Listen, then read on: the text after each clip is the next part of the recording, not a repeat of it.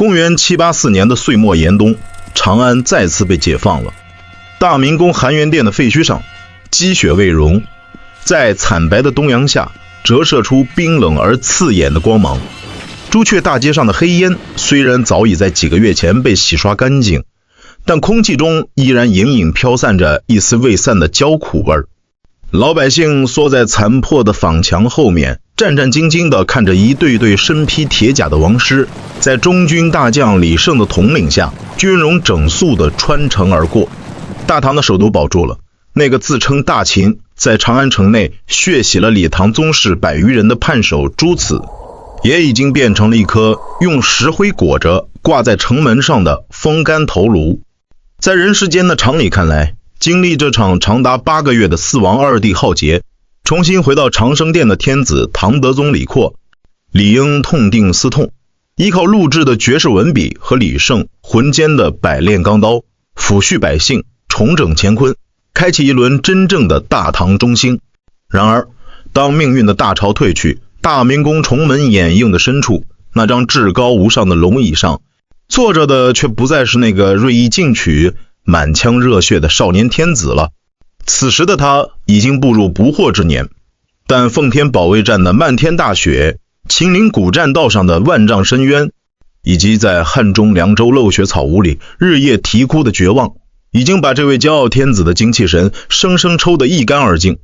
他看着台下跪拜的满朝文武，眼神里没有半点得胜还朝的骄傲，反而闪烁着一种野兽般，甚至有些神经质的惊恐与防备。他看谁都像是要弑君的朱此，看谁都像是要反叛的李怀光。他开始彻夜难眠。每当大明宫的东风吹动长廊的重门，发出砰砰的闷响，这位执掌四海的皇帝都会在龙榻上惊恐地坐起，长剑出鞘，大声尖叫着侍卫的名字。李阔的灵魂其实在奉天被朱此10万大军合围，在长乐坡前看到那一碗发馊粗粝饭的时候，就已经彻底死去了。活下来的只是一个被恐惧折磨的变态扭曲，发誓绝不再把身家性命托付给任何一个武将的冰冷幸存者。关于这一段历史转折，中国最顶级的历史巨著《资治通鉴》留下了极为震撼也极为冷酷的几行文字。《资治通鉴》唐纪47原文：上自奉天桓，专委任宦官，由是神策军及禁兵皆宦官主之，诸将所有大功，上皆多疑之，不复委以兵权。这段文字没有半个夸张的修饰词，但司马光用他那柄冷峻的史官之笔，直截了当解开了晚唐100年黑暗政治的终极密码。我们来做一次硬核的口播拆解。在这句话里有2个词是决定了大唐国运走向何方的致命死结，一个是多疑，一个是不复委。诸位观众，请设身处地的站在李阔的算盘上来想想，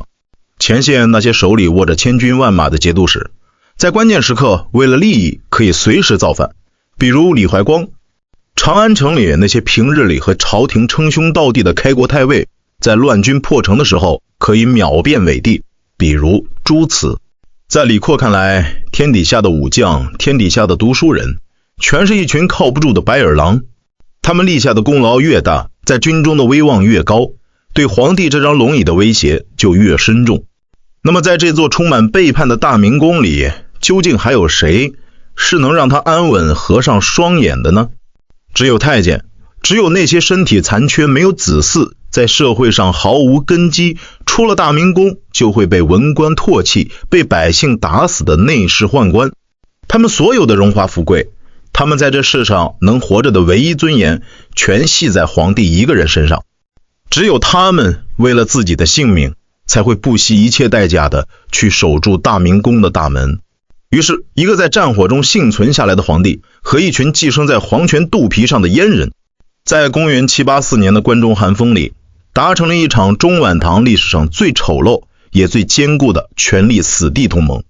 既然皇帝的心里已经黑化，那么接下来那些在战争里流尽了鲜血，为李唐王朝再造乾坤的盖世功臣们，迎来的便不再是卸甲归田的荣耀，而是猜忌之所那冰冷的刚硬。首当其冲的就是大唐的擎天巨著万人敌李胜。公元784年年底，长安行宫内举行了一场盛大的功臣分封大典。李胜身披最名贵的明光铁甲，跪在大殿中央。龙椅上的德宗李阔脸上带着无比真诚，甚至有些夸张的感激之色，拉着李胜的手，当着文武百官的面大声宣读圣旨。李爱卿克复京师，有再造社稷之功，朕今日册封卿为司徒，兼中书令，晋封齐国公，遂赐绢帛10000匹，食邑3000户。司徒正一品，中书令在唐代就是合法的名誉宰相，齐国公那是顶级的异姓王待遇。台下的百官纷纷艳羡的交头接耳，以为这是君臣相得的千古佳话。可跪在地上的老将李胜听着这一串名头大的吓人的官衔，内心里却泛起了一股彻骨的冰冷。因为在圣旨的最后夹带着一句轻飘飘却剥离了一切的剥夺令：齐国公功高劳苦，朝廷体恤，特免去其神策军兵马使之职，留至京师，辅佐朕总理中书。一句话剥夺兵权，就地软禁。皇帝用正一品的虚衔，用数不尽的金银珠宝做成了一个金碧辉煌的鸟笼，把这位曾经在大风大浪里翱翔的万里神鹰生生给关在了大明宫的眼皮子底下。从这一天开始，李胜再也没办法离开长安一步。他手下那些出生入死的神策军将士被朝廷用各种借口拆分调离，他的那柄万人敌的钢刀在这一年被李阔用猜忌之索生生折断。李胜被关进了金鸟笼，而另一位在奉天城墙下用肉体堵住缺口的名将浑坚，其结局也同样充满了兔死狗烹的悲凉。浑坚在奉天保卫战中右眼被流箭擦瞎，身上受创几十处。他是真正的大唐纯臣，胡族出身的他脑子里没有那么多弯弯绕绕，他只知道为了皇上的命令去流血。可回到长安后，浑坚发现他这个救驾第一功臣在大明宫内的待遇竟然连一个端茶倒水的小太监都不如。新任的掌权者们以白志贞、张延赏为首的文官集团，为了迎合皇帝的多疑心理，开始日夜在朝堂上寻找浑坚的黑料。他们说浑坚在奉天时御军不严，放任士兵，劫掠百姓。他们说浑坚私底下和李怀光的降将有密信往来，意图不轨。在一场早朝上，张延赏公然指着浑坚那只瞎掉的右眼，用阴阳怪气的语气弹劾道：浑将军，奉天之战已经过去了，如今朝廷要的是与藩镇和解，要的是法度。你手里还握着几万防线重兵，天天在关陇整军备战，究竟是想防吐蕃，还是想防朝廷啊？浑坚站在武将班列里，他那只独眼里闪烁着屈辱与愤怒的火芒。他看着台上的天子，指望皇帝能站出来为他说一句公道话。可德宗李阔却只是低着头看账本，仿佛大殿里发生的这一幕和他没有任何关系。那一刻，浑坚彻底心寒了。这位在人肉磨盘里都没流过眼泪的铁汉，当场摘下了头上的将军铁盔，重重地砸在地上。臣是个粗人，不懂得朝堂上的春秋笔法。既然朝廷信不过臣这只瞎了的眼睛，臣今日便交出兵权，去关陇的荒山野岭里给皇上守陵墓便是。李阔这才抬起头，脸上再次露出了那种标准的幸存者式的冰冷微笑。浑爱卿言重了，朕自然是信得过卿的。既然卿身体有疾，那便去咸阳休养吧。浑坚走了，带着满腔的委屈和一只瞎了的眼睛，落寞地退出了大唐的权力中枢。李胜被夺权，浑坚被排挤。德宗李阔回到长安的第一件事，不是封赏功臣、厉兵秣马，而是用一种近乎自残的手段，把大唐在奉天城下好不容易养出来的最后的2位战神给生生废在了襁褓之中。这就是中晚唐历史上最著名的自毁长城。李阔以为自己锁住了武将的野心，却不知道他亲手剪断了帝国对外防御的最强利爪。当最后一批朔方军的忠义将士被赶出首都圈，当李胜和浑坚的威望被皇权彻底抹平，公元784年年底的长安城陷入了一种极其诡异也极其病态的平静之中。德宗李阔站在大明宫最高处的露台上，看着脚下那座虽然破败却彻底听命于他一个人的城市，长长的松了一口气。他觉得他终于完成了对他父亲代宗李煜的超越。他用他的铁腕和猜忌建立了一套绝对安全的内廷集权体制。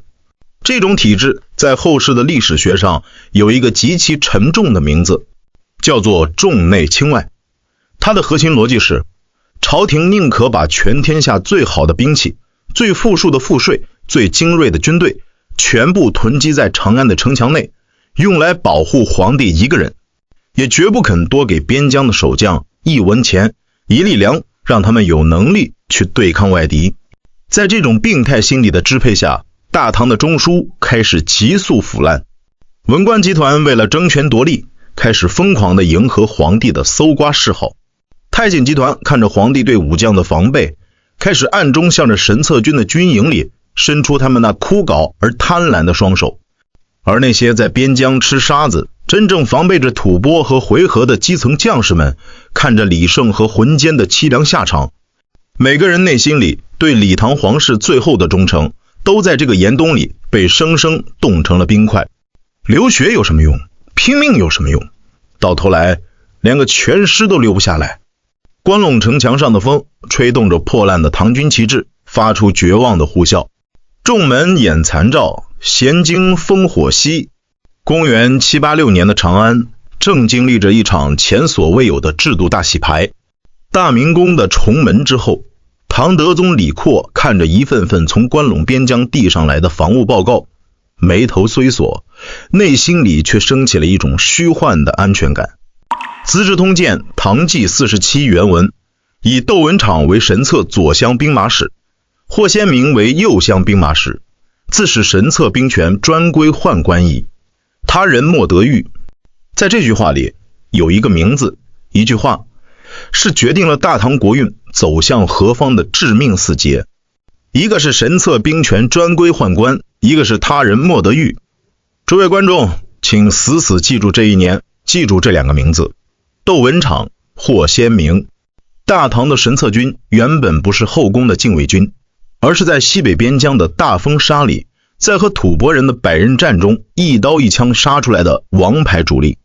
在安史之乱和四王二帝之乱中，这支军队数度成为拯救李唐王朝的擎天巨柱。它是大唐中央朝廷手里唯一能调得动、打得赢、有绝对震慑力的核心野战军团。而现在德宗李阔因为一己之私的恐惧，因为对武将集团的极度多疑，竟然在公元786年的春天下达了这道荒诞至极的圣旨，剥夺一切职业军人对神策军的指挥权，设立左厢右厢兵马使，由太监窦文昶和霍先明永久接管，他人莫得遇。意思是从此以后，不管是为国家立下颇天大功的名将，还是中书省总理乾坤的宰相，谁要是敢多问一句神策军的军务，谁就是意图谋反的死罪。德宗李阔在签发这道圣旨的时候，脸上一定带着无比得意的政治微笑。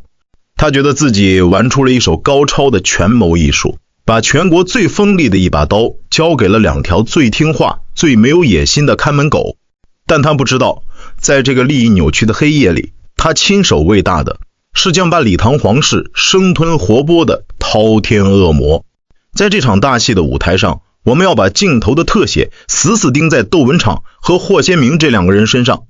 在以往的节目里，我们讲过大唐第一权易安李辅国，讲过第二权易安于朝恩。那些前朝的太监虽然跋扈，但他们的权力更像是一种寄生性的暴发户。皇帝宠信你，你就有权。皇帝哪天不高兴了，像代宗李煜那样，在密室里用一条白绫，就能无声无息地把你死死勒死在长廊深处。窦文昶此人不学无术，却极擅长察言观色与制度渗透。他接过神策军兵权的第一件事，就是向皇帝提出了一套极其严密的内廷军政改革方案。将领阉党化，神策军各级中层将领的任免不再经过兵部和中书审，全部由窦文场在后宫的密室里一手包办。那些想要升官发财的底层军汉，必须先来到太监的门下认贼作父，认太监当义父干爹。财政独立化，神策军的军饷开支绕过了户部国库，由皇帝的内库直接调拨。这就意味着这支全天下最强的军队在经济上彻底和文官集团切断了联系。神策军扩张化，窦文场利用手中无限的扩兵权，将神策军的兵额从最初的10000余人，在短短几年内一路疯狂扩充到了数万人，乃至10万人。原本在大雨和烈火中为了国家社稷而冲锋陷阵的铁血神策军，在这一年衣服的颜色变了。军营内的将领们不再谈论如何收复河朔，如何抵御吐蕃，而是人人穿着黑色的内侍军服，私底下算计着如何去巴结窦文场。军队的性质彻底变了，它不再是大唐御武防患的国之利器，而是变成了后宫宦官集团用白银和权欲喂养起来的只知有太监不知有天子的私人武装。霍先明则坐镇右厢，他用最冷酷的特务手段，在神策军内部建立起了密不透风的连坐制度。任何一个士兵如果敢在私底下怀念老帅李胜，第二天他的尸体就会出现在渭水河畔。这2个黑衣魔王站在神策军大营的教场上，看着那些在阳光下闪烁着寒芒的战马与重甲，转过头看着大明宫的方向，脸上露出了野兽般狂妄而阴鸷的冷笑。皇帝以为太监没有后代，没有篡位的野心，所以最安全。但他忘记了，太监虽然不能自己当皇帝，但他们手里有了兵权，就可以随意去挑选谁来当皇帝。公元786年的深秋，长安宣政殿前，寒风卷着枯叶在白玉台阶上打着旋儿，发出了刺耳的沙沙声。武将班列的最后方已经被剥夺了军职，形同软禁的战神李胜正穿着一身文官的朝服，面色木然地站在那里。他那双曾经拉开强弓斩杀无数叛匪的双手，此刻正无力地抄在宽大的袖子里。而在大殿的最中央，2个身穿黑衣身体残缺的内侍宦官窦文场与霍先明正并排跪在地砖上。龙椅上的德宗李阔脸上带着奉天还朝以来少有的轻松与得意，他挥了挥手，2名小太监登时抬上了一个沉重的紫檀木托盘，托盘之上盖着一方红色的织锦，里面静静地躺着2柄象征着大唐最高军事指挥权的神策军兵马使荆节，以及2瓣金灿灿刻满了符文的黄金虎符。窦文场、霍先明。李阔俯视着跪在下面的2条恶狼，用一种近乎寄托终身的语气沉声说道：朕今天把大唐的社稷，把朕的安危全部交到你们手里了，请等，我要辜负了朕的信任。老奴叩谢陛下隆恩，老奴粉身碎骨，定保陛下万岁，保李唐江山万年。站在武将班列里的李胜痛苦地闭上了自己的双眼。而在名臣班列里，书生陆贽这位在奉天大雪夜里写下罪己诏，挽救了帝国江山的智者，那一刻他的脸色惨白的没有半点血色，长长的发出一声历史的叹息。陆贽很想站出来，他很想用自己的项上人头去撞击宣政殿的柱子，去大声敲醒这个被恐惧冲昏了头脑的少爷皇帝。但他看着德宗李阔眼神里那闪烁着的绝对不容置疑的多疑烈火，看着周围那些为了自保而冷眼旁观的文武百官，这位大唐第一贤相最终也只能颓然地低下了头，任由指甲深深地掐进了肉里。君臣各怀鬼胎，太监弹冠相庆。大唐的命运在这一天以一种最窝囊最荒诞的方式完成了最致命的一场交割。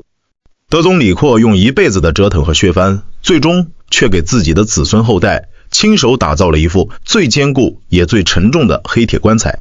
随着宣政殿前的荆节交接，公元786年的冬雪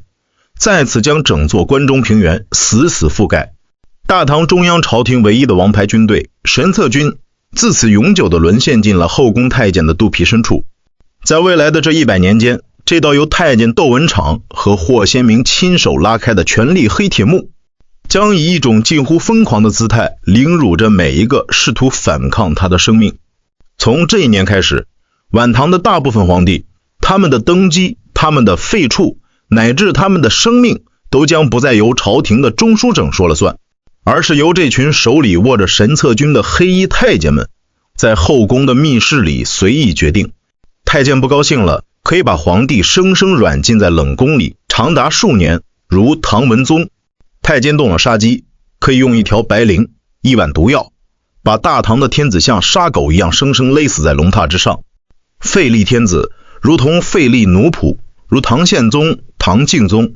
这8个字成了晚唐100年间李唐皇室头顶上挥之不去的终极噩梦。德宗李阔为了追求绝对的安全感，亲手把大唐的皇权送上了一条彻底沦丧的不归路。然而大唐的内耗与悲剧还远远没有走到终点，外部的狼群从来不会因为你内部割裂了权力而停下贪婪的铁蹄。盘踞在青藏高原上的吐蕃帝国成了最先嗅到这股腐烂死气的嗜血恶狼。当时执掌吐蕃军政大权的是晚唐历史上大名鼎鼎的政治家与军事家宰相上节赞。上节赞生得一双鹰隼般锐利的眼睛，常年站在高原的冷风中窥视着中原的动向。当大唐宣政殿前太监接过神策军京节的密报传到高原时，上节赞仰天发出了野兽般的狂笑。他深知大唐真正能打仗的就那么几个人，安史之乱靠郭子仪，奉天之难靠李胜与浑坚。如今郭子仪已死，李胜被软禁在长安等死，只剩下一个独眼龙浑坚还在关陇吃沙子。李阔小儿自断双臂，用太监去统领百炼汉族，这中原的万里江山，如今不过是一具没有爪牙的肥美尸体。上节赞在拉萨的王帐内，长剑狠狠地刺在了关陇的地图上，但他更清楚，浑坚虽然遭到排挤，其百战名将的底蕴犹在。如果硬碰硬，吐蕃20万铁骑在关陇的土墙下依然要流尽鲜血。要彻底废掉大唐最后一块盾牌，必须用最卑劣的政治谎言去迎合长安那个少爷皇帝对和平的病态渴望。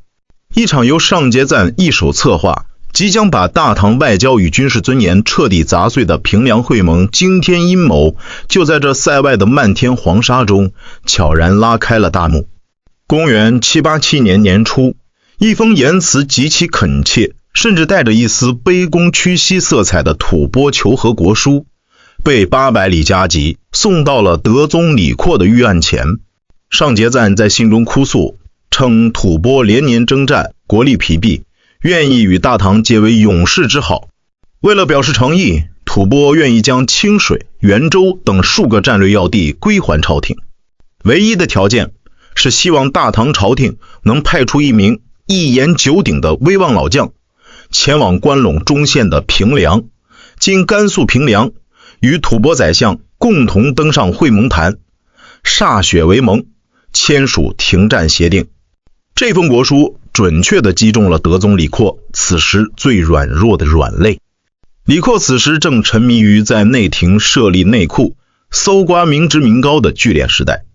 他不想打仗，因为打仗意味着两税法攒下来的碎银子又要变成前线的军饷。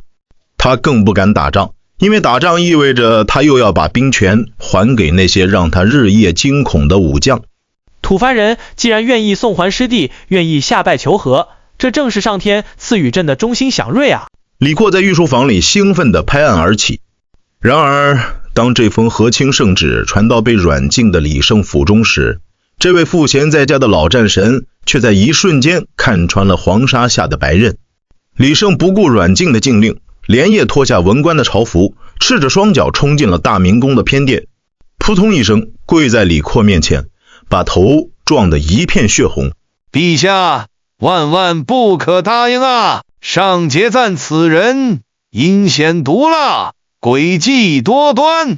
他们之所以放低姿态，全是因为恐惧臣与浑奸的钢刀。如今朝廷将臣锁在长安，西北防线空虚，上节赞这次邀请浑奸会盟，旗帜不在和平，而在浑奸的项上人头啊！陛下，只要浑奸一死，关中平原将无险可守，吐蕃铁骑3日之内便可再度血洗长安啊！李胜的哭喊在大殿内回荡，每一个字都带着百战老将的直觉与血性。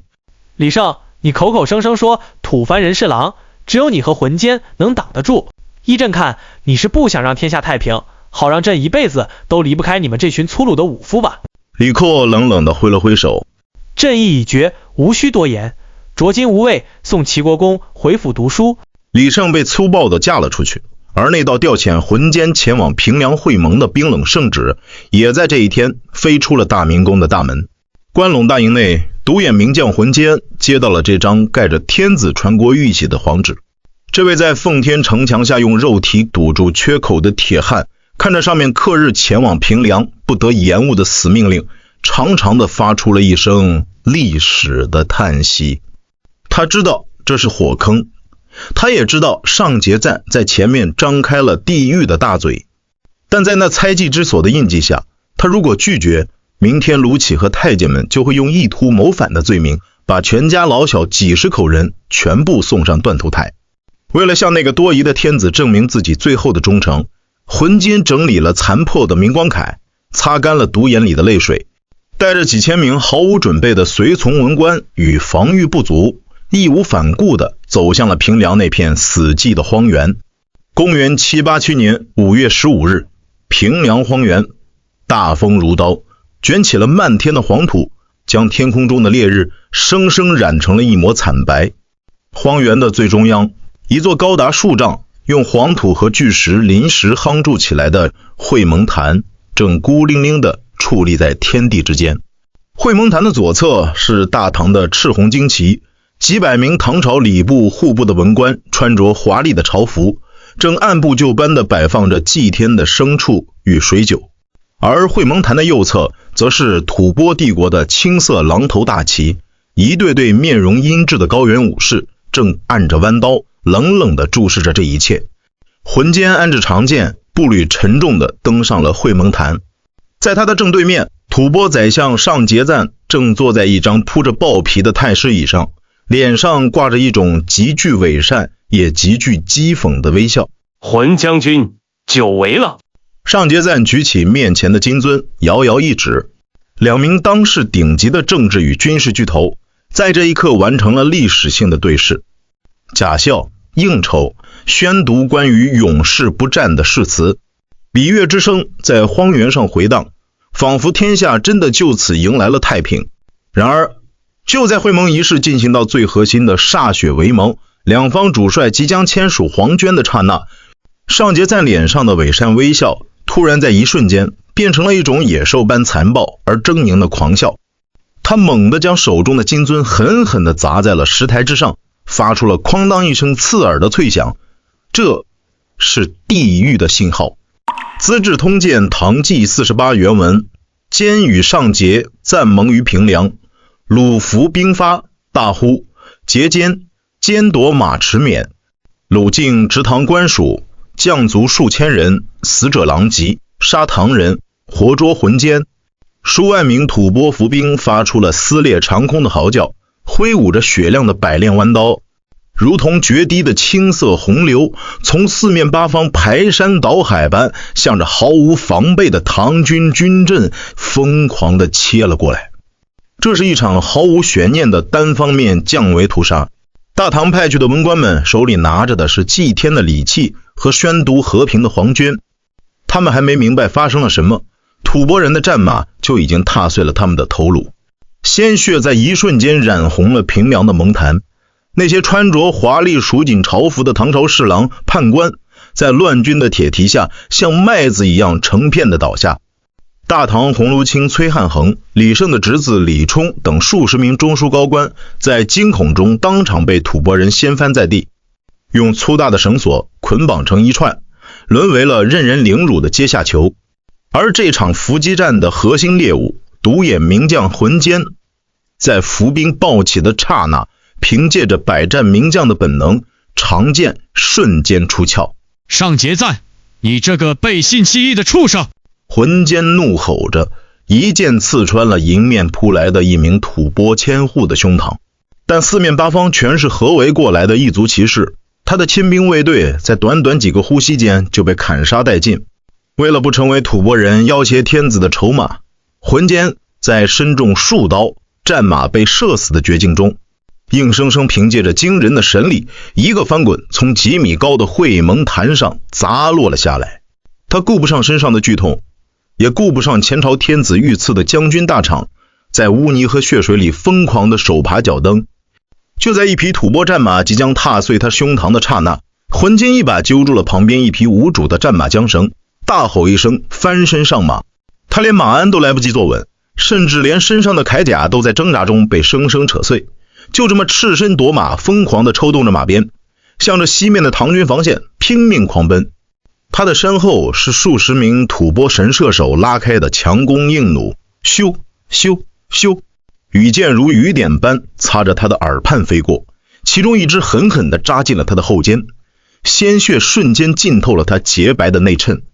这位曾经在奉天城墙下用肉体堵住缺口，受尽了全天下百姓爱戴的开国大将，在这一天却在和平的盟坛上被吐蕃人像追杀一头惊恐的野鹿一样，在平凉的黄沙里追杀了整整30里。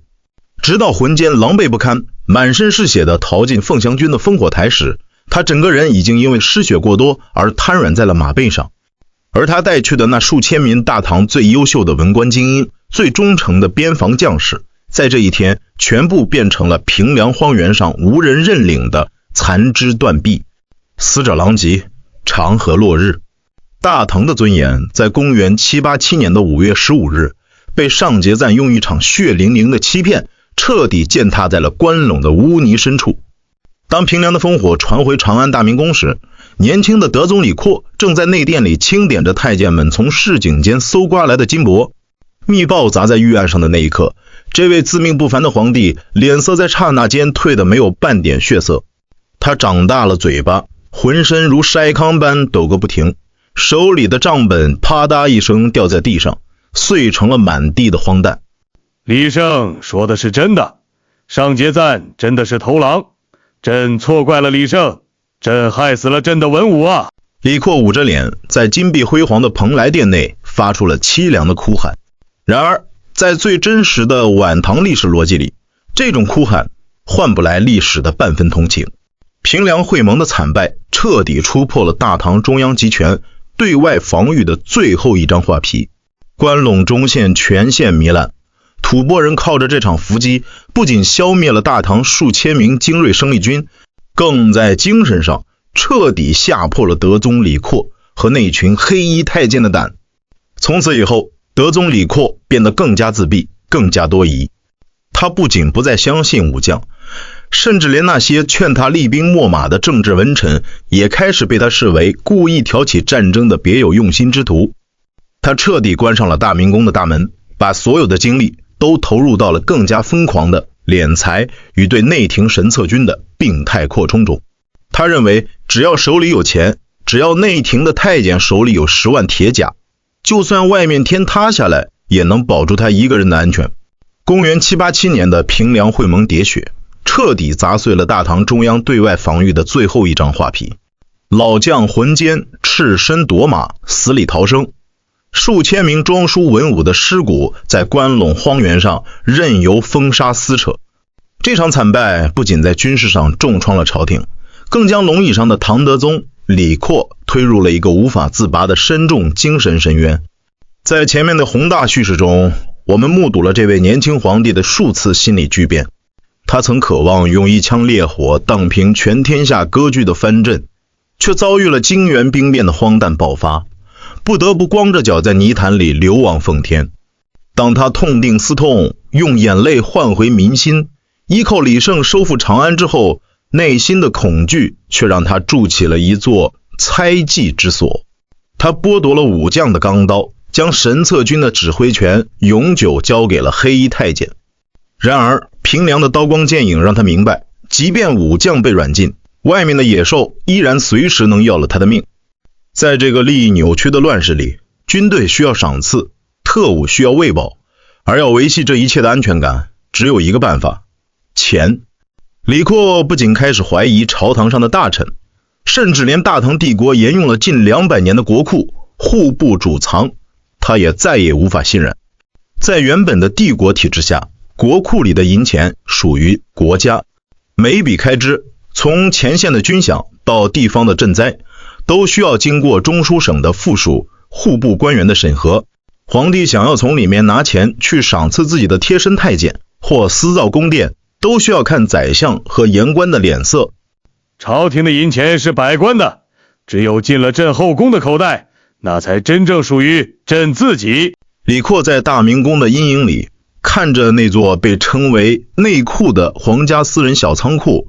眼神里闪烁着一种近乎病态的贪婪与吝啬。他要绕过全天下的文官，建立一个只属于他一个人的财政帝国，用无尽的真金白银去堆砌他那风雨飘摇的安全感。资治通鉴唐纪50原文：裴延龄以聚敛见性，尚多猜忌，不任宰相，故延龄得专其间，日夜搜括，以充内库，天下怨库。司马光在资治通鉴里的这寥寥数笔，没有用多余的修饰词，却把中唐政治最荒诞也最入骨的底牌彻底翻了过来。在这场将全天下财富化为天子私房钱的饕餮盛宴里，大唐朝堂迎来了一位在经济史和奸臣传里都留下了浓重一笔的人物——裴延龄。裴延龄此人长得并不像演义小说里那种脑满肠肥的庸才，相反，他精通算术，口才极佳，有着一种能够把抢劫抢得大义凛然的绝顶口才。在四王二帝之乱前，他不过是户部一个名不见经传的底层官吏，但他敏锐地捕捉到了德宗李阔奉天还朝后那多疑、恐慌且极度缺钱的病态心理。当那些正直的宰相如陆贽天天在上书要求皇帝省刑罚、薄赋敛、与民休息的时候，裴延龄却在公元792年的一个早朝上，捧着一叠厚厚的账本，在一片死寂中微笑着走到了大殿中央。陛下，前朝的那些宰相和户部尚书，全是一群尸位素餐的庸才。裴延龄指着账本，眼神里闪烁着银河的光芒。他们天天跟陛下哭穷，说国库没钱。臣这几个月翻阅了开元天宝年间的陈年旧账，经过陈精密盘算，发现历任户部官员在账目上瞒报、漏报的死钱、闲钱竟然足足有数百万贯之巨。这些钱不是朝廷的税收，而是上天赐予陛下个人的福报。臣已经将这些银钱全部清点完毕，只等陛下的一道手谕，便可不经过户部，直接抬入陛下的内库之中。这句话像是一声惊雷，把龙椅上正为军饷日夜焦虑的德宗李阔听得整个人从龙椅上站了起来。好一个裴延龄！李阔大笑着一拍玉案：满朝文武天天跟朕要钱，只有卿能替朕分忧。从今日起，擢升裴延龄为户部侍郎，判杜之执掌全国财政大权。恶魔的印钞机在这一天被天子亲自按下了启动键。裴延龄的恶魔算法，其核心不在于开辟新的税源，而在于最无耻的政治节流与虚空造账。为了把天下的财富塞进皇帝的内库，裴延龄在全国推行了一套令人窒息的搜刮机制。他把地方上每年因为丰收而多出来的粮食，或者是官吏贪墨查抄出来的家产，不再登记入国家正规的国库，而是发明了一个新名词，叫做县余。所谓的县余，名义上是地方官府给皇帝个人的年终孝敬。裴延龄向全天下所有的节度使、刺史下达了死命令：谁每年送进大明宫内库的县余多，谁在吏部的考核就是优等，就能升官发财。谁要是敢用两税法的法度来对抗，不肯给皇帝送私房钱，明天金吾卫和特务太监的大刀就会落在谁的脖子上。在这场病态的聚敛大潮下，大唐的政治生态发生了一场恶性退化。全天下的封疆大吏们为了保住自己的乌纱帽，开始在地方上展开了比赛式的疯狂剥削。江淮的盐商被敲碎了骨头，江南的桑农被包干了衣衫，所有的血汗财富化作了一辆辆在古驿道上连绵数里的沉重马车，夜以继日地越过秦岭，穿过长安的城门，笔直地流向了大明宫深处的那座内库。史书记载，当时的内库之中，由于堆积的绢帛实在太多，甚至到了无处安放的地步。许多名贵的丝绸在潮湿的仓库里整整堆了10几年，连标签都还没拆开，就已经腐烂发臭，长满了青苔。而在大明宫的偏殿内，德宗李阔每隔几天就会在裴延龄和太监窦文场的陪同下，亲自来到内库的大门前。老皇帝穿着一身便服，手里拿着一把磨得发亮的铜钥匙，在一声刺耳的闷响中，亲自打开那座沉重的铁锁，看着里面那金灿灿望不到尽头的铜钱大山，看着那些在烛火下闪烁着妖艳光芒的明珠美玉，这位在奉天城下被吓碎了胆的天子脸上才会露出一种近乎病态的满足的嗤笑。有了这些钱，朕就能喂饱神策军；有了这些钱，就算全天下的藩镇都反了，朕也能在这大明宫里安稳的当朕的万岁爷。李阔摩挲着冰冷的金锭，喃喃自语。由于全天下的流动资金都被皇帝强行抽干，锁进了内库，市面上的铜钱引发了严重的钱荒，物价飞涨，斗米至1000钱。普通的关中百姓辛辛苦苦工作1年，手里拿到的铜钱甚至买不起1尺粗布。更可悲的是，那些驻守在边疆防备着吐蕃弯刀的基层将士，因为裴延龄把所有的国税都变成了皇帝的现余，国家户部的正规国库空得连耗子进去了都要流眼泪。前线将士们已经整整2年没有领到过1分钱的冬衣岁次，将士们还穿着天宝年间传下来的早就烂成一条条粗麻的破单衣，在陇右的高原上冻得浑身发抖。他们握着手里缺刃的长枪，看着满载着黄金和绢帛的马车从他们眼前驶过，驶向那个他们万里秦王救回来的皇帝口袋里，每个人的眼里都闪烁着一种日落西山的绝望与愤怒。民心在这一场场聚敛中被彻底打得粉碎，帝国的底院在这一挺挺晶莹的堆积下被生生抽干了最后一点血肉。大唐的朝堂上并不是没有人看到这场灾难的终局。当时的中书侍郎同平章事陆贽，这位在奉天之难中用2万文字挽救了江山社稷的第一显相，在随后的几年里向德宗李阔递上了几十封字字泣血的劝谏奏折。陆贽在折子里愤怒地写道：财聚则人散，财散则人聚，陛下竟以县狱为幸，不知此皆地方官吏剥削百姓之血泪，长此以往，国家之本拔矣。然而他的每一封奏折送到李阔的御案前，换来的都只有老皇帝的一声冷笑和随手扔进火盆的无情。在德宗看来，陆贽这套圣贤书里的道理，在奉天的叛军马刀面前，连一碗粗粝饭的价值都比不上。圣贤书救不了李家的江山，只有内库里的白银和太监手里的神策军才能保住他的性命。公元794年的暮春，在一场伴随着电闪雷鸣的暴雨中，陆贽终于因为屡次阻拦裴延龄的搜刮，被彻底耗尽了耐心的德宗李阔一纸圣旨下达，无情地贬往了偏远的中州。陆贽走的那天，没有百官相送，这位曾经用笔唤醒了帝国军魂的书生，提着一具破旧的藤箱，独自一人走出了春明门。他回过头，看着那座被重重铁幕死死锁住，在大火与暴雨中逐渐模糊的大明宫廓，眼泪终于混着冰冷的雨水啪嗒啪嗒地流了下来。大唐的最后一扇窗在这一天被德宗李阔自己重重地关上了。资治通鉴唐纪51原文：至公事始，以中官为之，白望数百人，月似所取，但给120钱，或以恶帛易之。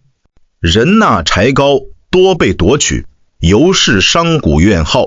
在这段原文里，有2个词是构成了晚唐市井提血的致命死结，一个是白望，另一个是月似所取。诸位观众，请在脑海里还原当年长安街头的恐怖画面。什么是白望？所谓的白望，就是几百个由黑衣太监、窦文场指派的底层流氓恶霸，他们穿着宫廷赐予的黑色内侍服，每天什么都不干，就站在东市、西市和各个城门口，向着来往的商贾小贩四处张望，名曰白望。月似所取，意思是只要这些黑衣太监看中了哪家店铺里的丝绸，看中了哪个农民车上的柴米，他们不需要经过任何官府的同意，走过去伸手就拿，拔刀就抢。抢了东西，大唐的法度规定要给钱，他们怎么给？但给120钱，或以恶帛易之。一头价值数万钱的健硕耕牛，一车在终南山砍了3个月的优质木炭。这些太监只在泥水里扔下120个生满绿锈的劣等铜钱，或者一批早就腐烂发钻，稍微一扯就碎成面絮的恶帛。你如果不肯要，你如果敢跟他们讲大唐两税法的法度，守在旁边的神策军士兵就会一拥而上，用皮鞭和长枪将你打得血肉模糊，再扣上一个抗拒皇命、意图谋反的死罪。这就是贞元末年的大唐首都，一个披着黄马褂的官方抢劫时代。我们在中学的语文课本里都读过一代诗魔白居易的那首名震千古的《卖炭翁》，很多人只当是一首普通的叙事诗，但如果我们把白居易的笔墨和《资治通鉴》的冰冷记载重叠在一起，你才会明白，那每一个字里究竟浸透了关中百姓多少眼泪。卖炭翁，伐薪烧炭南山中，满面纯灰烟火色，两鬓苍苍十指黑。那是一个70多岁的关陇老汉，在那个大雪封山的严冬里，他一个人在终南山的深山老林里，冒着被野兽吃掉的危险，砍柴、搭灶、烧炭。他的双手长满了深可见骨的冻疮，黑色的炭灰深深地嵌进他的皮肤里。他熬过了整整3个月，终于赶着一辆由自家唯一一头瘦牛拉着的板车，装载着1000多斤沉甸甸的木炭，深一脚浅一脚地挪进了长安城的延平门。老人一路上都在用干裂的嘴唇念叨着，这一车炭到了西市能卖个好价钱，拿了铜钱就能给家里病在床上的婆娘抓几剂草药，就能给小孙子买一斗精米，全家老小就能熬过这个要冻死人的冬天了。然而就在他的牛车刚刚踏上西市那条被冻雨打透的青砖大街时，2名身穿黑衣、神态傲慢的白望太监带着几名神策军的恶霸，大步流星地拦在了他的车前。公事才卖，小太监连看都不看老人一眼，从怀里扯出一张没有任何官府大印的白纸，往车上一贴。紧接着2名军汉一掌将呆若木鸡的老人推倒在了冰冷的泥水里。两骑翩翩红衣使，黄衣使者白衫，呼来喝去驱车东，把断颠倒都不通。老人从泥水里爬起来，死死地抱住小太监的马靴，把头在青砖上砸得鲜血淋漓，苦苦地哀求着。可那些太监的内心早就被大明宫的冷酷浸透了，他们挥舞着马鞭，狠狠地抽在老人的脸上，抽得他皮开肉绽。最终1000多斤木炭被一抢而空，连他全家赖以为生的那头瘦牛也被太监强行牵走。临走前，小太监在老人的脸上啐了一口唾沫，随手将半匹红纱1丈1曲长的粗绢扔在了那堆被践踏得不成样子的烂泥里。半匹红纱1丈0，细像牛头冲炭直。那一刻，长安西市的大雪越下越大，70多岁的老人跪在空荡荡的烂泥地里，手里捧着那半匹连御寒都做不到的腐烂红纱，看着自己那头远去的瘦牛，他的眼泪终于彻底哭干，在脸上冻结成了冰凌。这一天，在长安的108房里，这样家破人亡的悲剧不是发生在诗歌里，而是每时每刻都在真切地发生着。面对这样天怒人怨的暴行，难道长安城的御史言官，难道总理乾坤的宰相都成了睁眼瞎吗？并不是。当时新任的京兆尹，相当于长安市长韩高以及留守中书的耿直文臣们，曾几十次跪在大明宫的宣政殿前，将那些被宫室逼得自缢身亡的商人名单死死地呈递到德宗李阔的约翰前。韩高甚至在大殿上大声疾呼：陛下，当年一碗粗粝饭逼反了5000金援兵，今日这攻势是在把长安城100万本分守法的子民往朱慈和李怀光的刀口上推啊！然而龙椅上的德宗李阔却只是一次次冷漠地将这些奏折推到一旁。皇帝为什么会如此纵容这群黑衣强盗？因为在最冷酷的晚唐政治算盘上，宫室从来不是为了给皇帝买茶烧炭，而是内廷宦官集团与皇权之间一场心照不宣的利益反赃。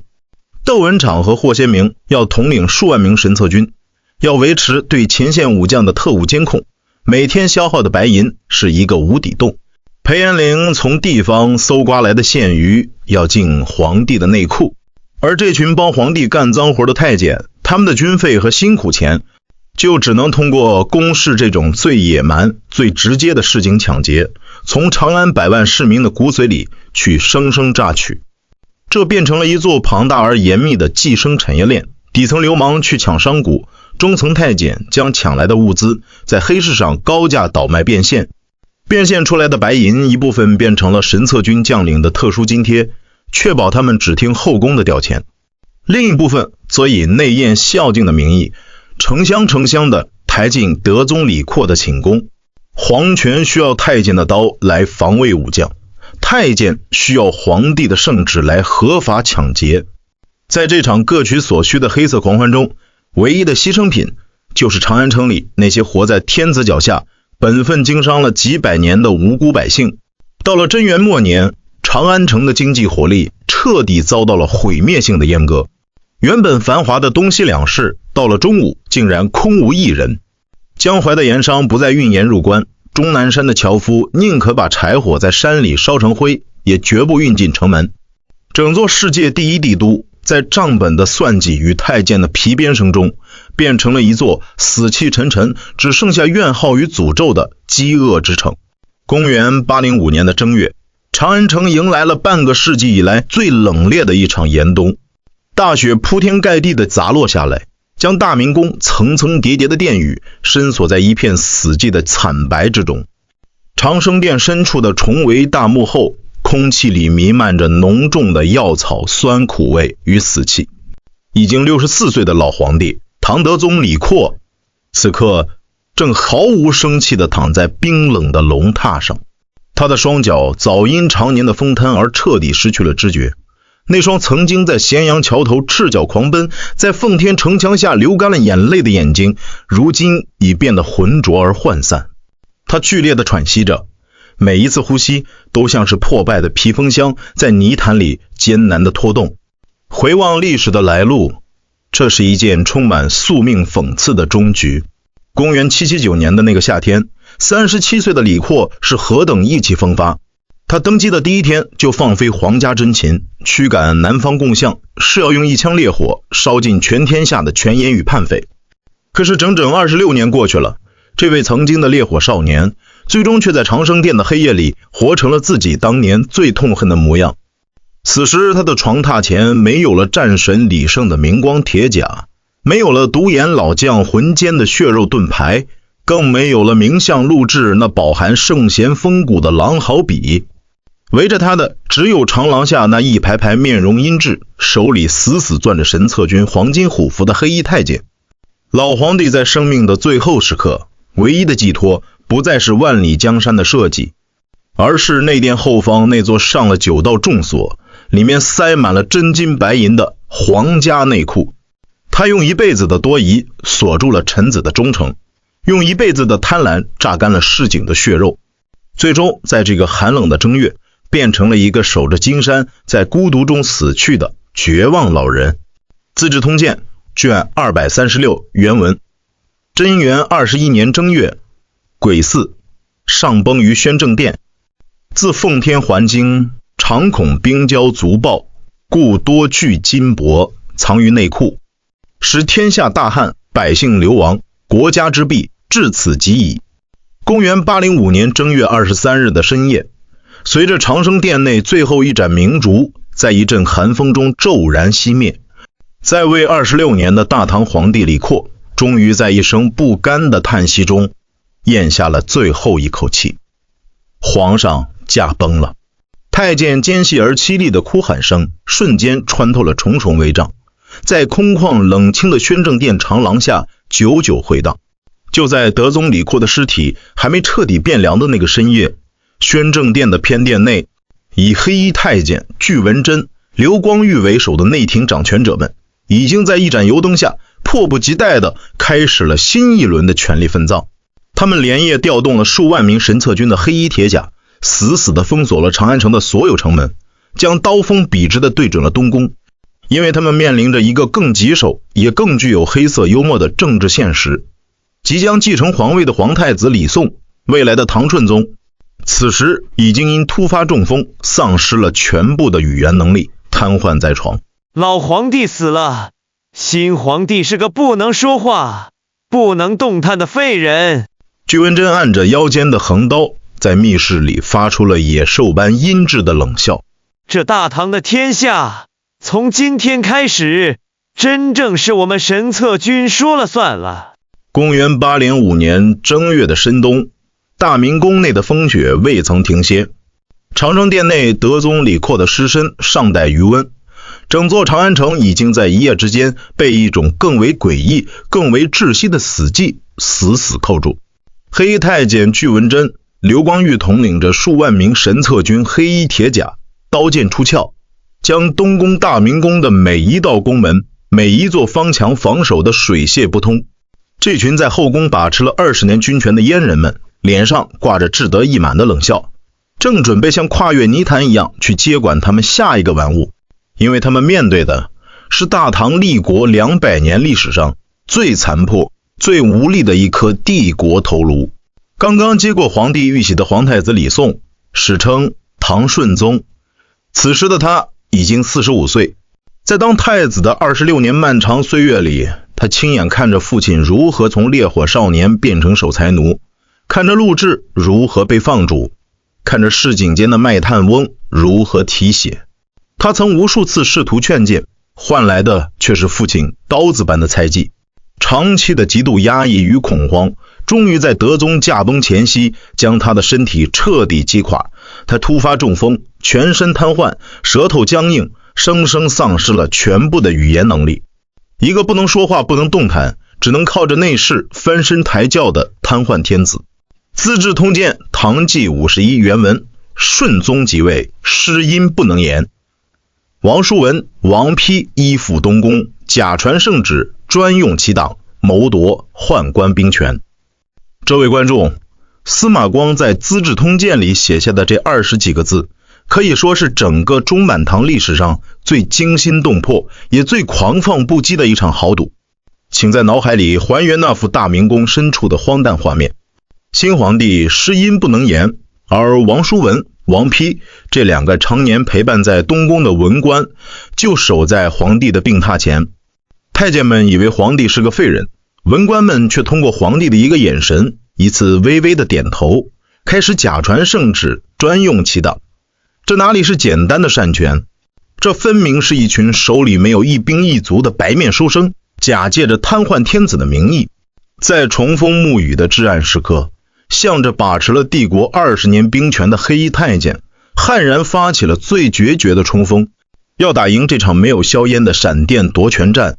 光靠王叔文和王丕两个棋子还远远不够。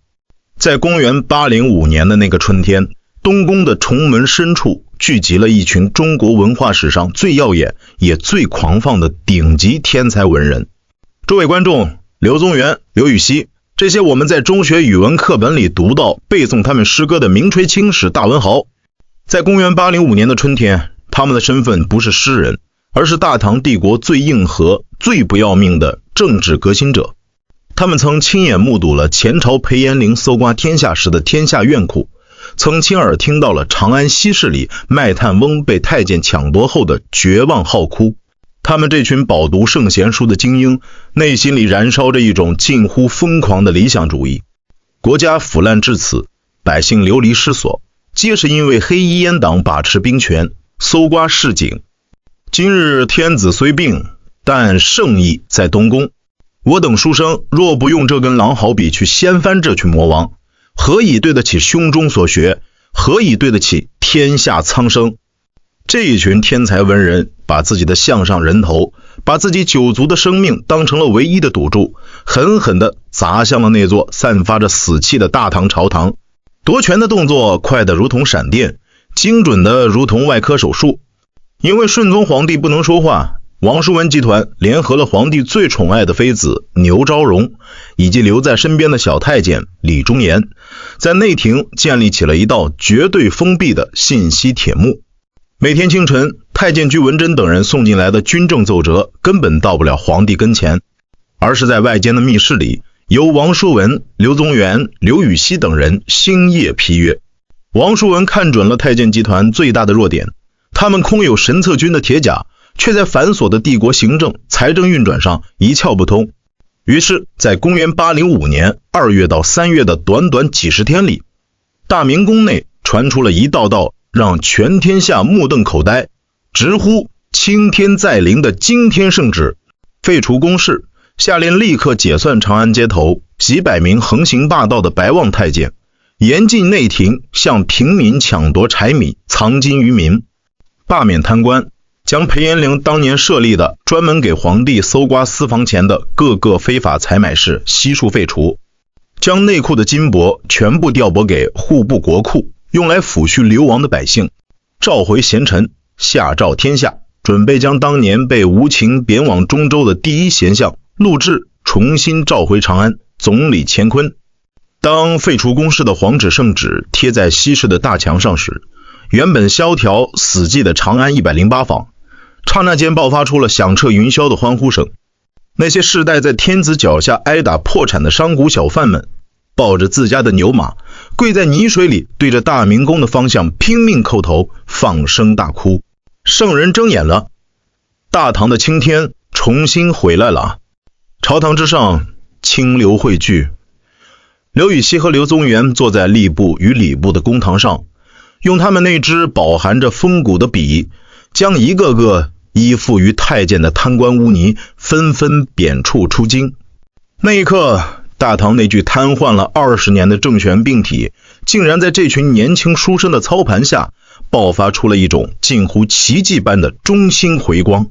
然而，在这座被利益和鲜血洗染了20年的权力迷宫里，魔王们从来不会在书生的笔墨面前真的引颈就戮。神策军大营内，黑衣太监巨文珍正按着腰间的百炼横刀，冷眼看着从大明宫内传出来的一道道剥夺他们财政节流的圣旨。这位在中晚唐历史上以残暴冷静著称的宦官首领，在经历了最初的惊愕之后，终于在2月底的一个深夜，彻底看穿了这场黄袍游戏的全部底牌。王叔文这群书生，天天在外面敲锣打鼓，假借着那个躺在床上等死的废人圣旨来斩咱们的爪牙。巨文珍转过头，看着身边几名神策军的阉党将领，嘴角露出了一个极其残忍也极其轻蔑的冷笑。但他们忘记了，这大唐的江山到头来不是靠圣贤书立的仁义道德来做的，而是靠老子手里这10万神策军的黑衣铁甲来杀出来的。传令下去，神策军各营闭门拒诏，没有老子的手谕，谁敢调动一兵一卒，满门抄斩。最致命的绞杀铁网已经在朱雀大街的阴影里悄然张开。王叔文集团虽然拿到了相权，拿到了财政，甚至拿到了天下文人的心，但他们手里依然没有一兵一卒。他们要想真正完成对大唐设计的再造乾坤，就必须要在接下来的日子里做一件前朝陆贽、李胜都没能做到的终极死斗，从巨文珍的手里把神策军的兵权生生用文官的圣旨给夺回来。中风沐雨，咸经曲中。公元805年的暮春3月，关中平原褪去了冬日的惨白，迎来了满城的飞絮与新绿。然而大明宫内的空气却比严冬还要凝重。此时的长安城正处于一场奇迹般的中兴回光之中。在前面一章里，我们见证了以王叔文、王丕为核心，集结了刘宗元、刘禹锡等一代文豪天才的二王八司马集团，如何假借中风失语的顺宗皇帝之名，在短短几十天内施展了无声的反窃。他们免除公事，罢免贪官，藏金于民，赢得了长安百万市民的夹道欢呼。在舆论与道义上，这群年轻的书生已经攀登上了权力的巅峰。然而在错综复杂的碗旁政治算盘里，没有军队支撑的变法不过是一座用纸片搭建起来的空中楼阁。王叔文每天坐在度支使的公堂上，看着全天下的财富重新归于国库，内心里却始终悬着一把随时会落下的达摩克里斯之剑。因为他每次抬起头都能看到大明宫西侧那座死寂冰冷的神策军大营。那座大营里驻扎着10万名披着黑衣铁甲，由内廷太监用真金白银喂养了整整20年的国家王牌主力。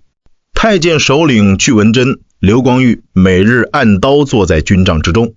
冷眼看着文官们在朝堂上意气风发。他们虽然被切断了市井搜刮的财路，但只要神策军的黄金虎符还在他们手里，这一群黑衣魔王就随时有能力在一夜之间血洗中书省，将书生们所有的精美诏书全部变成长廊下的废纸。不见血，不夺兵，大唐的乾坤就永远算不得真正克复。公元805年5月的一个深夜，王叔文在一盏孤灯下，将手里的狼毫笔狠狠地拍在了桌案上。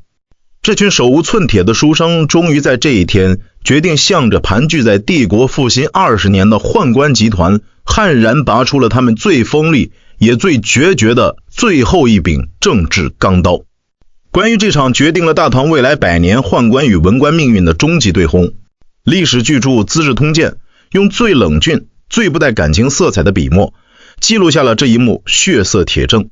资治通鉴》卷236，唐纪52。原文：叔文欲夺中官兵权，命范西朝领神策军，以韩泰为副，分往诸镇。巨文贞等觉之，勒兵据神策大营，群臣皆惧，叔文既穷。公元805年5月的大明宫，王叔文的欲夺并不是无脑的硬抢，他玩出了一手极为高明的明修栈道，暗度陈仓。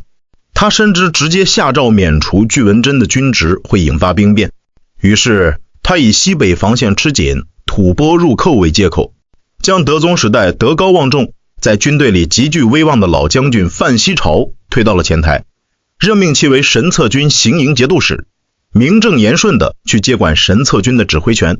同时他派出革新集团的核心骨干书生韩泰担任副使，负责深入神策军客营，去强行收回那些黑衣将领手中的黄金虎符。这篇圣旨上盖着瘫痪天子李诵那颤抖的玉印，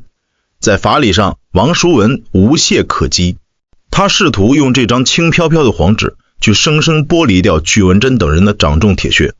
公元805年5月20日，大雨如注，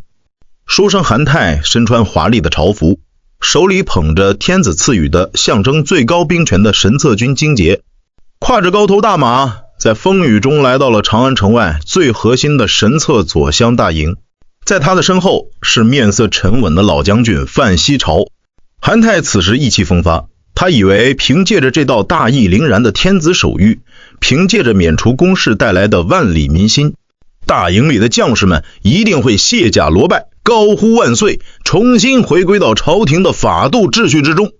然而当大营那扇包裹着黑铁皮的沉重辕门缓缓打开，露出里面黑压压望不到尽头的神策军骑士时，韩泰内心里所有的火热在一瞬间被浇成了一堆冰冷的死灰。军营之内死寂无声，没有王师接驾的欢呼，只有10万柄反射着寒光的百炼长枪，以及那一双双在黑铁头盔下如同野兽般冷酷而麻木的眼睛。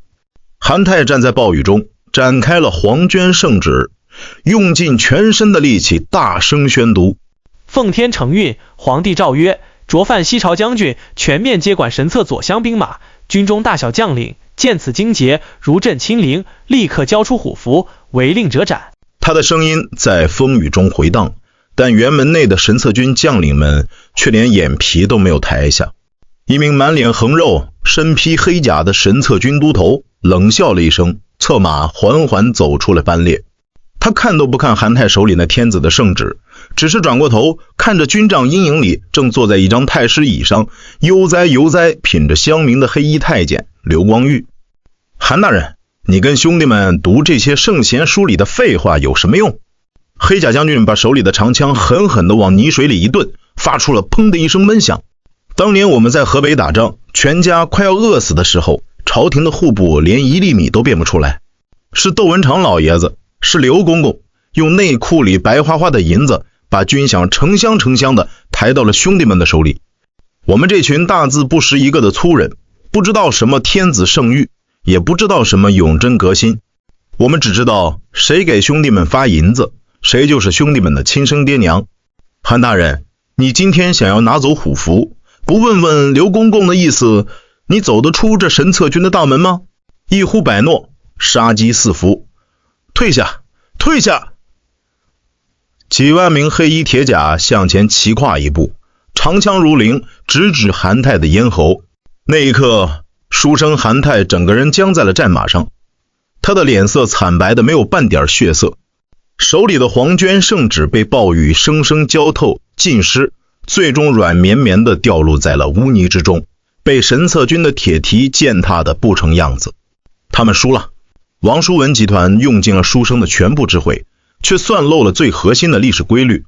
当一支军队的利益、晋升与荣辱已经和后宫的太监死死绑定了20年之后，大义与圣旨在纯粹的私人利益面前，就变成了一种最苍白也最无力的笑话。太监首领巨文贞的反应比任何人都更为迅速，也更为狠辣。当韩泰在军营吃瘪的密报传回大明宫时，这位把持了中枢大权的权阉再也没有了任何顾虑。他知道书生们已经彻底掀翻了底牌，那么接下来的回合就该由黑衣太监的钢刀来给这场黄袍游戏做一个终极的收尾了。公元805年7月，长安城迎来了一场连绵了半个多月，将整座城市冲刷的一片惨白的血色暴雨。乐兵，何为中书省？把王叔文那群乱打，给老子全部抓起来！在7月初3那个绝望的雨夜，中书省的长廊下，风雨无情地摧残着那些名贵的牡丹。王叔文独自一人站在房檐下，他的那身紫色宰相朝服已经被冷风吹得凌乱不堪。听着大墙外面那越来越近的沉重而冰冷的铁甲撞击声，听着战马践踏泥水的狂暴轰鸣，这位意志如铁的政治赌徒身躯终于在这一刻抑制不住的剧烈颤抖了起来。刘宗元和刘禹锡正站在他的身后，刘宗元手里拿着那支曾写下无数绝美文章的狼毫笔，墨汁顺着笔尖啪嗒啪嗒地砸在冰冷的地砖上，染黑了一滩积水。刘禹锡按着腰间的长剑，那双狮嚎的眼睛里在这一刻满是理想主义被现实无情砸碎后的幻灭与悲凉。书文，神策军反眼了，各路藩镇的回书也到了，他们不仅不肯来救驾，反而都在上表支持巨文贞。刘宗元沙哑着嗓子，流着泪说道。王叔文抬起头，看着头顶上那座在暴雨和雷电中显得极其扭曲、极其冷清的大明宫廓，长长的发出了一声泣血的历史长叹。书生的笔终究还是快不过魔王的刀啊！陆之宣公当年没能做成的事，我们这群人终究也是做不成了。大唐的这口社稷之气，今天被我们自己给生生烧尽了。就在他的叹息声刚刚落下的刹那，中书省那扇包裹着青铜的沉重木门，在一声惊天动地的巨响中，被巨文贞的神策军用巨木生生撞成了满地的碎片。黑衣太监们提着滴血的钢刀，带着野兽般的狂笑，如同地狱里爬出来的恶魔，彻底将这群代表了大唐最后一代风骨与理想的顶级文豪精英们死死地按在了冰冷而肮脏的地砖之上。随着中书省的大门被砸碎，仅仅维持了146天的永贞革新，在这场公元805年7月的惨烈暴雨中，彻底宣告了全县大自焚。这不仅是一群文人的毁灭，更是一颗帝国头颅的终极死亡。黑衣太监巨文贞在彻底掌控了长安局势之后，甚至连表面上的君臣礼仪都不再维持。他带着神策军的铁甲兵，公然闯入了瘫痪皇帝顺宗李诵的寝宫长生殿。在乱军的刀锋与威逼之下，那个连话都说不出的瘫痪天子，只能用那一双充满了无尽屈辱与愤怒的眼睛，眼睁睁地看着太监们将天子玉玺从他的枕头下面强行搜刮了出来。公元805年8月初4，太监集团假传圣旨，以顺宗身体有疾，自愿退位为借口，强行扶持德宗的长孙，年轻的皇太子李纯，未来的唐宪宗登基。而那个仅仅当了146天皇帝，连一句话都还没来得及对他的子民说出口的唐顺宗李诵，则被无情地幽禁在了冷清破败的咸宁殿深处。仅仅几个月后，这位在轮椅上试图反抗命运的瘫痪天子，便在无声无息中突然咽下了最后一口气。也有史料暗示，他是被巨文贞用一碗毒药或者一条白绫生生勒死在了那个冰冷的龙榻之上。废立天子如同废立奴仆，德宗李阔当年为了追求绝对安全而交出神策军兵权的那记回力镖，最终在这一天狠狠地砸碎了他亲生儿子的头颅，砸断了李唐皇室全部的尊严与尊贵。然而权力的清洗虽然结束，但对于那些活了下来的革新者们而言，一场中晚唐历史上规模最大也最具有诗意悲凉色彩的命运大放逐，才刚刚在这漫天的风雪中露出了他那狰狞的獠牙。王叔文即将被刺死在渝州的恶土之中，王丕即将病死在流亡的古道之上，而刘宗元、刘禹锡等8位帝国最后的天才大脑即将被剥夺一切朝堂特权，套上沉重的枷锁，化作8匹落寞的瘦马，笔直地走向那万里之外长满了毒虫与烟瘴的极南荒凉深渊。那场名震千古，让无数后世学子读来满眼泪水的巴斯马投荒悲剧，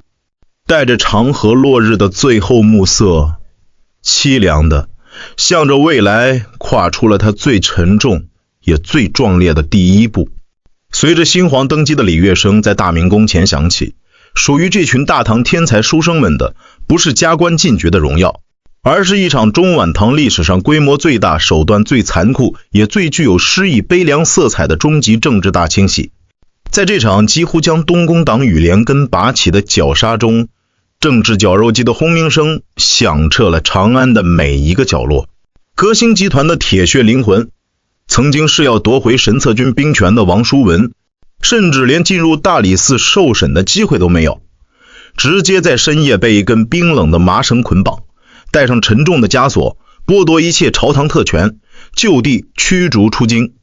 他的终点是万里之外荒凉落后的渝州今重庆。而在他出发后不久，巨文贞的一道密令便如影随形。王叔文最终在渝州的恶土之中被朝廷派去的使者用一条白绫生生勒死，结束了他作为政治赌徒那狂放而壮烈的一生。而另一位核心智囊，负责在病榻前传递天子眼神的王丕，则被贬往开州。在流亡的泥泞古道上，因为极度的惊恐与绝望，突发恶疾，咳血死在了破烂的驿站之中。首恶已除，接下来迎来的便是那8位代表了大唐最高文人风骨，在大唐中央中枢担任骨干的年轻天才们的命运大断裂。资治通鉴卷232唐纪52原文，贬王叔文为渝州司户，寻赐死，贬王丕为开州司马、巡卒，贬刘宗元、刘禹锡为直役、韩泰、韩烨、陈建、凌准、程毅等8人为远州司马，自是东宫革新党羽，斥逐殆尽。什么叫远州司马？在唐代，司马原本是一个正五品的州郡高官，但在中晚唐时期，这个官职已经演变成了一种专门用来安置犯错大臣的政治流放犯标签。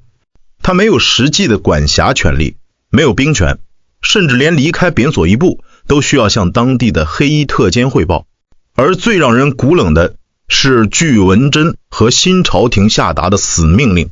这8个人必须在圣旨下达的当天，不许和家人告别，不许收拾行囊，就地套上枷锁，在神策军的押送下，星夜驱逐出长安城门。大唐20年积攒下来的政治清流，东宫的革新火种，就在这一天被太监的钢刀斥逐殆尽。秋雨如刀打在那些破旧的马车上，发出啪嗒啪嗒的绝望轰鸣。8匹瘦马载着大唐最后一代具有风骨的读书人，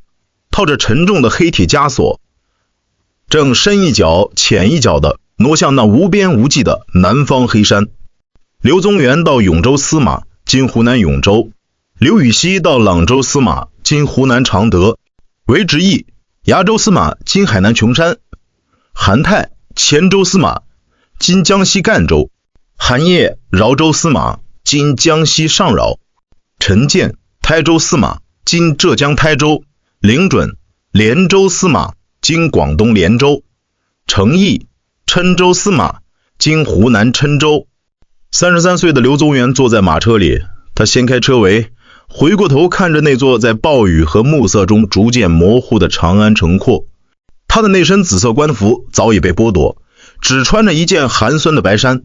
他想起了陆贽走下春明门时的眼泪，想起了麦探翁在泥水里的号哭，也想起了王叔文在中书省长廊下的最后叹息。大梦醒了，乾坤碎了，我们这群书生终究还是没能救得了这个天下。刘宗元闭上了双眼，那一刻他的内心里泛起了一种万劫不复的冰冷。这种冰冷在几年后，当他坐在永州结冰的江面上，面对漫天大雪时，终于化作了那首名震千古，让无数后世学子读来灵魂为之战栗的绝代孤高之作：千山鸟飞绝，万径人踪灭，孤舟蓑笠翁，独钓寒江雪。那不是一首简单的风景诗，那是一个被整个时代无情抛弃，放逐到世界尽头的革新者，在死寂的人间里，用自己最后的一根骨头，去向这个腐烂黑暗的太监帝国发出的最孤独也最骄傲的终极精神对峙。而走在另一条古道上的诗豪刘禹锡，他的眼神里则没有半点颓丧。这位一生不曾低头的硬汉，任凭风雨打脱了他的衣衫，任凭神策军的皮鞭在耳畔呼啸，他依然按着腰间的长剑，望着南方的连绵起伏的江岭，对着长空发出了最狂放的大笑。巴山楚水凄凉地，23年气至深。巨文贞，你锁得住老子的身体，却锁不住老子胸中这口刺破苍穹的狮豪之气。等这满山的桃花开了，前度流浪，老子迟早还要再杀回这大明宫内。夕阳西下，江岭残阳如血，这是一场输得体无完肤的文人清梦。唐德宗李阔用26年的猜忌与吝啬，打造了一个完美的内廷黑铁闭环。黑衣太监窦文场、霍先明与巨文贞用20年的时间，将神策军的兵权变成了生吞皇权的饕餮恶魔。王叔文和二王八司马在床榻边发起的这一场146天的绝地反击，最终还是被这具腐烂沉重的帝国病体生生拖进了万劫不复的深渊。大唐的江山似乎已经走到了属于他的后半叶，重门掩映，残照昏黄。然而历史最让人血脉纷张的奇迹，往往就在这最彻底的毁灭与绝望中，悄然完成了最炽热的宿命交接。就在巨文贞弹冠相庆，以为可以像玩弄顺宗一样去玩弄新皇帝的时候，就在全天下的藩镇军阀冷眼旁观，以为李唐王朝的中央集权彻底断了脊梁骨的时候，大明宫含元殿的那座龙椅上，刚刚登基年仅28岁的新皇帝唐宪宗李纯，正缓缓睁开他那一双继承了祖父辈全部烈火血脉，却比他们更加冷酷更加清醒的年轻眼睛。他冷眼看着台下那些飞扬跋扈的黑衣太监，转过头看着西北吐蕃的弯刀，和硕三镇的世袭旌旗。李纯没有哭泣，也没有下跪，相反，他的右手已经死死地握住了那柄在大明宫深处落满了灰尘，由太宗李世民流传下来的天子神剑。大梦未绝，金弦在扣。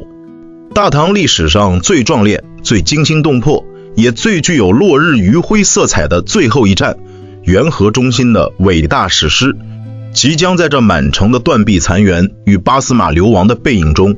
带着刺破黑夜的万道烈火，凄凉而又狂暴的彻底拉开了下一季的惊天序幕。